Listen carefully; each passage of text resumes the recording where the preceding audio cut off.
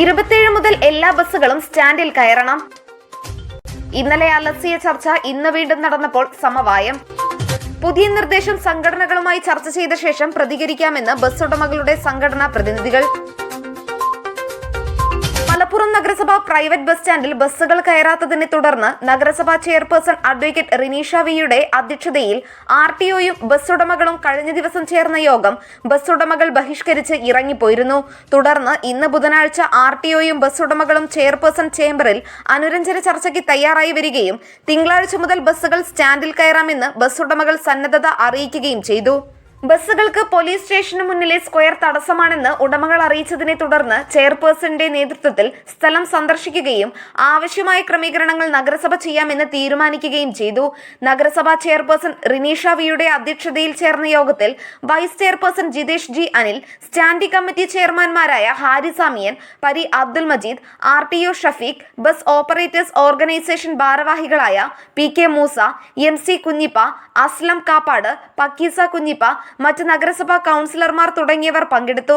അതേസമയം നഗരസഭാ ചെയർപേഴ്സന്റെയും RTOയുടെയും നിർദ്ദേശം തങ്ങൾ സംഘടനകളുമായി ചർച്ച ചെയ്ത ശേഷം ഉടനെ തന്നെ തീരുമാനം അറിയിക്കുമെന്ന് ബസ് ഉടമ പ്രതിനിധികളുടെ സംഘം പറഞ്ഞു. Nandana Babu, SS news, Malappuram. വണ്ടി ഓടി ഇവിടെ നിങ്ങൾ പണി നടക്കുന്ന സമയത്ത് നമ്മൾ ഓടാൻ പറ്റിയില്ലെങ്കിൽ ഓടണ്ട, അതെനിക്ക് വിഷയം.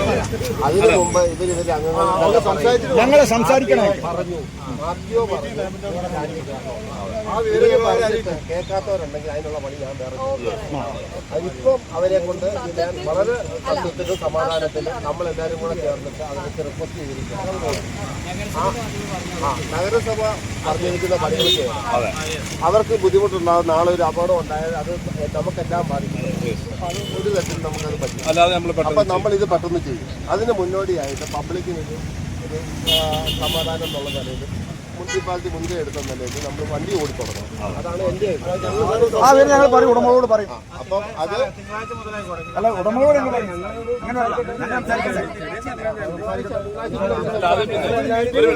അങ്ങോട്ട് പറഞ്ഞു അത് RTO പിന്നെ അതിനുള്ള നടപടിത്തോളും. മൂപ്പര് പറഞ്ഞല്ലോ, മൂപ്പര് പരമാവധി ഇങ്ങോട്ട് പറഞ്ഞു നേരത്തെ നിനക്ക് നിങ്ങൾ പറയാം, നിങ്ങൾ ചെയ്യാം. ഡീറ്റെയിൽസിന് വേണ്ടിയിട്ട് നമ്മൾ അവിടെ ചെറിയൊരു ടെമ്പററി അറേഞ്ച്മെന്റ് പോലെ കയറുന്ന വണ്ടികൾ ആരൊക്കെയാണെന്ന് അറിയണം.